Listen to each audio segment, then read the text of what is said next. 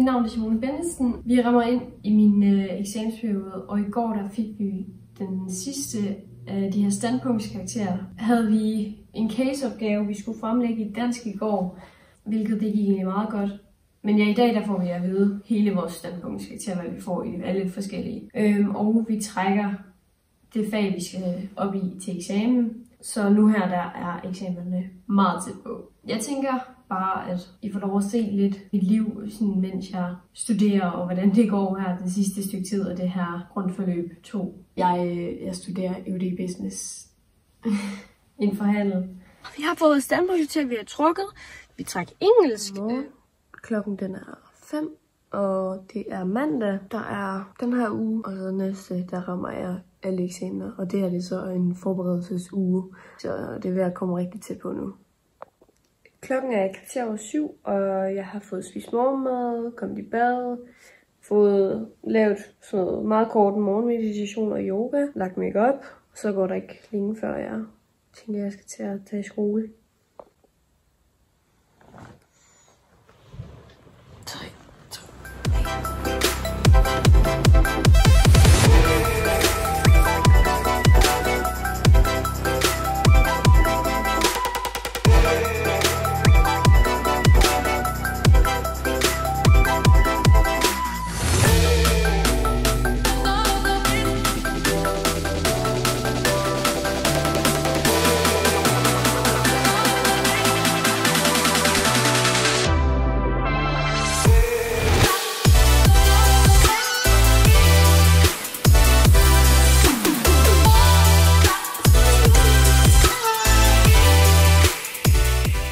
Så i dag der har jeg case arbejdsdag i engelsk, fordi vi endte med at trække engelsk. Så det bliver lidt en lang, hård dag, føler jeg, fordi at jeg har de her opgaver, og jeg har en team til at lave hver eneste opgave, og PowerPointet dertil.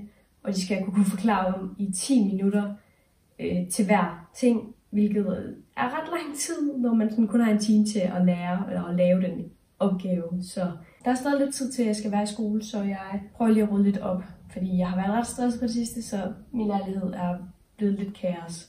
Men jeg har i hvert fald gjort mit bedste for at få en god morgenrutine, hvilket hjælper mig til at i det hele taget have en rigtig god dag. Men jeg kan lige nå at rydde en smule op, så det går jeg i gang med.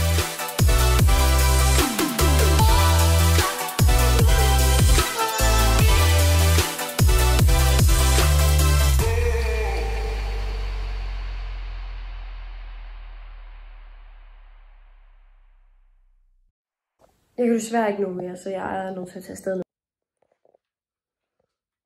Jeg er lige kommet hjem og har fået afleveret min caseopgave.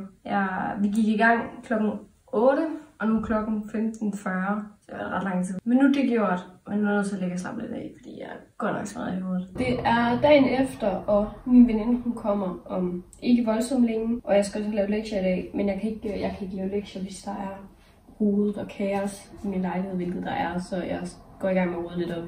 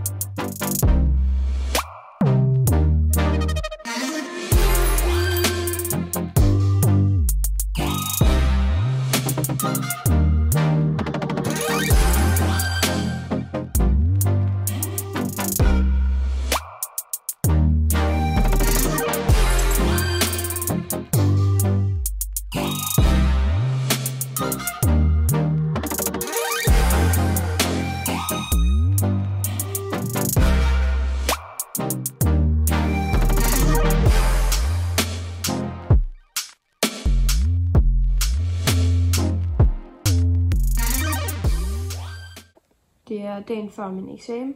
Jeg fik ikke lavet så meget i går, så nu skal jeg bare gå i gang.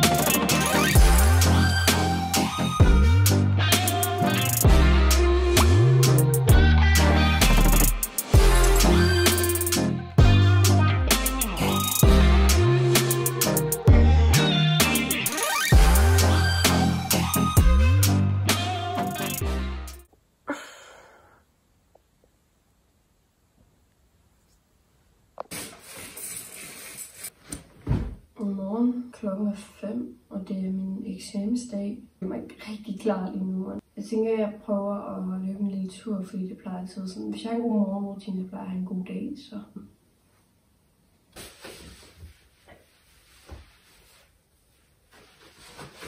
Jeg ved ikke, jeg har lidt efter min høretelefoner i noget tid.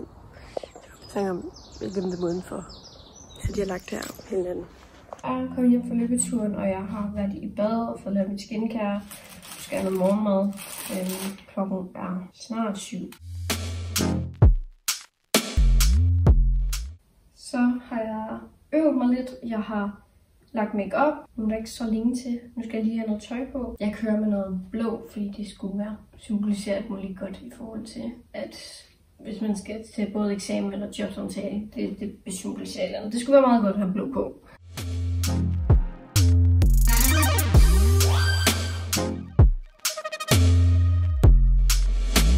Okay, jeg har øvet mig. Jeg har stadig nogen, jeg føler, der er nogle ting, der er nogle problemer med. Jeg tror, jeg kan tale mig fra det. Jeg har øvet mig, hvad jeg kunne, og jeg føler ikke, at jeg kan nå at forbedre det meget mere nu. Jeg tror, jeg pakker mine ting nu, og så begynder jeg at gå ned mod skolen. Jeg vil gerne have den her blå blæser på, for jeg føler, at den ser lidt mere sådan, ja, professionel ud, og det er den der farve blå, som skulle være alle mulige belydning. Jeg ved faktisk ikke, hvorfor jeg ikke fik filmet efter eksamen, fordi det gik faktisk rigtig godt. Altså jeg vidste jo med de karakterer, jeg har fået de andre ting, at det var egentlig, jeg kunne egentlig godt have dumpet den, uden at det ville være noget problem. Så jeg var ikke lige så nervøs, som jeg nok ville have været, hvis jeg kender mig selv.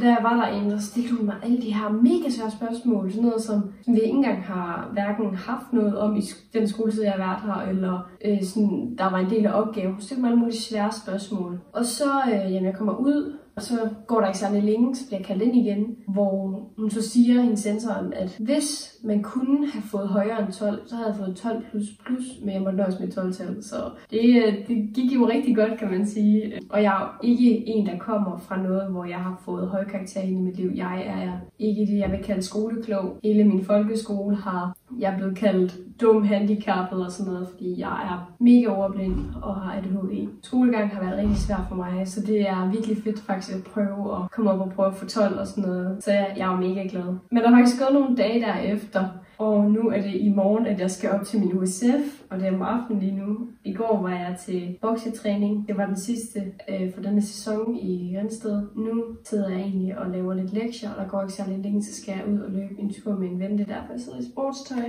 Det er lige om lidt igen, jeg skal til eksamen. Men så er jeg til gengæld færdig med den skoledel her, hvis jeg selvfølgelig består. Det skal nok gå, håber jeg.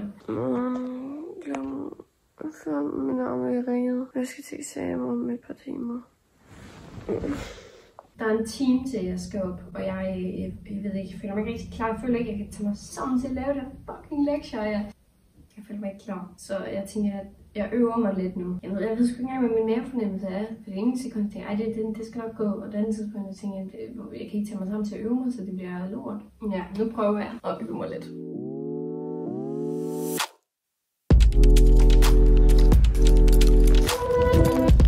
Det er faktisk fredag. Min USF-eksamen gik mega godt. Jeg fik at vide, at jeg var dagens bedste fremlæggelse, hvilket det er jo ret flot, synes jeg selv. Og i dag har vi jo haft afslutning, hvor der skete rigtig vilde, synes jeg selv også. Jeg var så heldig, at jeg fik et skolelegat, hvor jeg fik både det her kort, hvor der står en masse gode ting om mig. Jeg fik 2.000 kroner. Og jeg fik også en gave med det her flag, nu har jeg lige haft den åben lidt og kigge ned, hvor jeg så kan få lov at komme ind også, og de vil give, så jeg kan få indgraveret mit navn og fødselsdag på det. Så det er jo mega fedt. Når jeg efter med afslutningen der, så kørte lige hurtigt hjem med mine ting og sådan noget, og så kørte op til et spisested af Karma, hvor mange fra vores klasse og nogle af lærerne kom, og vi sad og spiste sammen ligesom en sidste afrunding for det her halvår, vi har haft done med skole. Så det vil jeg i hvert fald for nu. Det er egentlig alt for den her video. Jeg ved godt, jeg ikke har været så god til at filme, men jeg har prøvet sådan lidt, når jeg skal på arbejde nu, så stadig ikke helt fri.